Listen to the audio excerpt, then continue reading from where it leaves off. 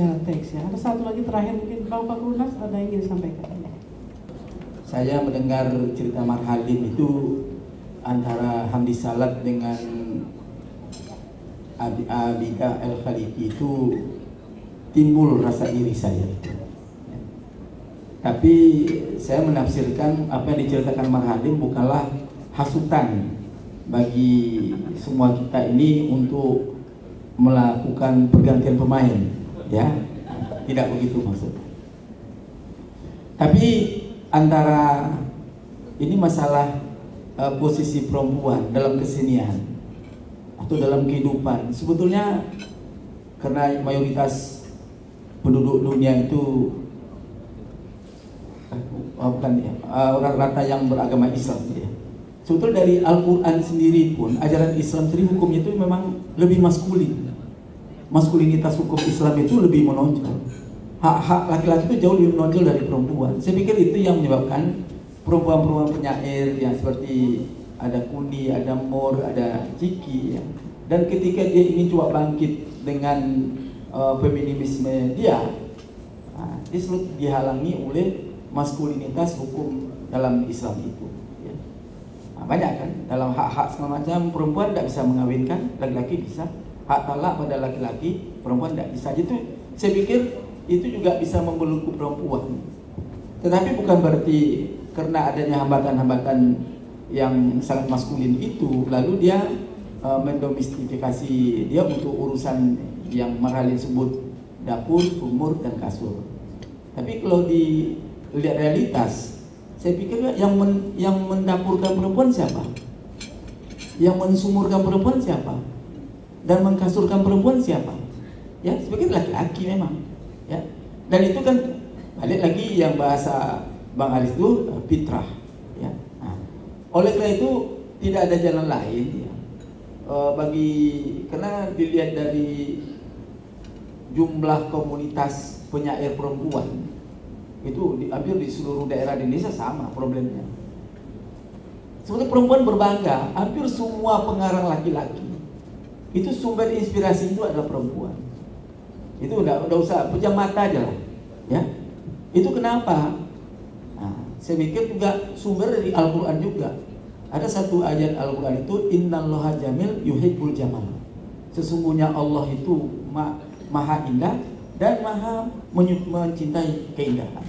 Dan keindahan itu ada pada perempuan, ya. Tepuk tanganlah kaum perempuan ini. Kalian tadi tolong nggak? Persoalan sekarang kenapa komunitas pengarang perempuan, ya, sastra perempuan tuh sedikit. Itu tadi kemungkinan dia dibelenggu oleh tadi hukum yang maskulin itu. Kemudian ada lagi kan perempuan kalau tidak ikut apa yang dianjurkan oleh orang tuanya, itu suamimu harus dijaga. Itu yang membuat ada kecemasan sehingga waktunya itu dia hanya bergerak dari yang tiga tadi juga, ya. Domestifikasi itu tercipta dengan sendirinya karena dia ingin mengikuti aturan-aturan main yang sudah ditetapkan dalam hukum yang sangat maskulin itu.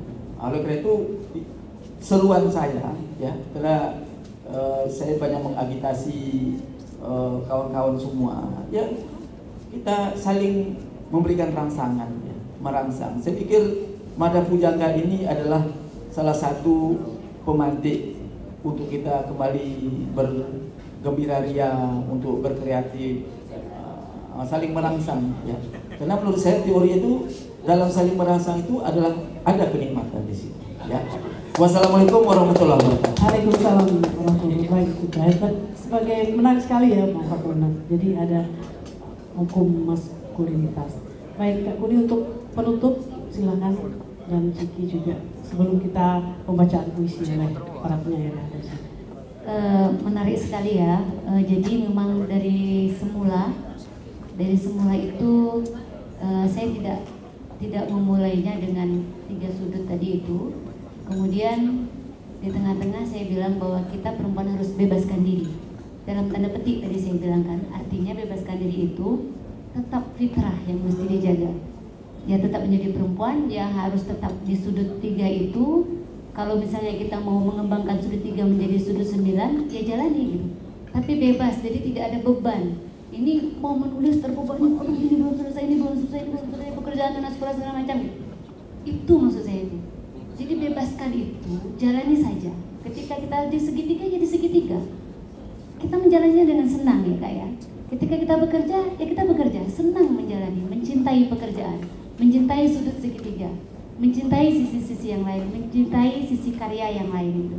Jadi itu artinya bebas. Jadi kita itu tidak merasa tertekan, tidak merasa melawan, tidak ada merasa kita menyaingi laki-laki, menyaingi siapapun. Tapi dari sifat yang seperti itu otomatis dia akan naik sendiri. Ratingnya akan naik sendiri, kita akan menulis terus, kita akan berkarya terus gitu. Jadi sebetulnya kita sendiri yang membatasi diri kita. Perempuan ini sendiri, kalau dia merasa terkungkung, ya terkungkunglah dia, tidak bisa ngapa-ngapa. Kalau dia merasa bebas, kemudian dia lupa dengan fitrahnya, ya itu juga dia salah gitu. Tapi bagaimana dia menjaga semua itu? Kalau kita pikir 24 jam untuk perempuan itu tidak cukup. Tapi bagaimana kita mengesetnya yang mulia, kita sini kerja, sini itu, sini ini. Kapan? Makanya saya bilang menulis 15 menit sebelum tidur, nulislah. 15 menit setelah sholat subuh, menulislah. Kita yang ngatur gitu. Kita yang bisa menciptakan karya itu. Jadi memang fitrah-fitrah itu tetap kita jaga, tapi kita tetap juga menghasilkan karya-karya yang luar biasa lah. Lebih luar biasa dari karya laki-laki dengan ketajaman hati dan perasaan kita sebagai perempuan, seperti yang dibilang Ciki dan teman-teman. Terima kasih. Oke, baik. Silakan Ciki, ada yang sebagai penutup diskusi kita, ada yang disampaikan? Kalau terus menulis, kalau saya sendiri hanya punya niat satu gila gitu ya. Apa aja yang menjadi hal-hal itu saya abaikan. Karena mengingat saya masih single dan tentu saya belum punya beban apa-apa ya gitu. Tapi saya sebenarnya mendapat larangan dalam tanda kutip dari orang tua. Meskipun begitu saya karena niat saya semula tadi yang harus terus menulis, seperti kata Kak Kuni, bebaskan diri, ya saya terus saja menulis, itu aja. Oke, baik. Terima kasih Kak Kuni dan Ciki atas bincang-bincang kita pada malam hari ini.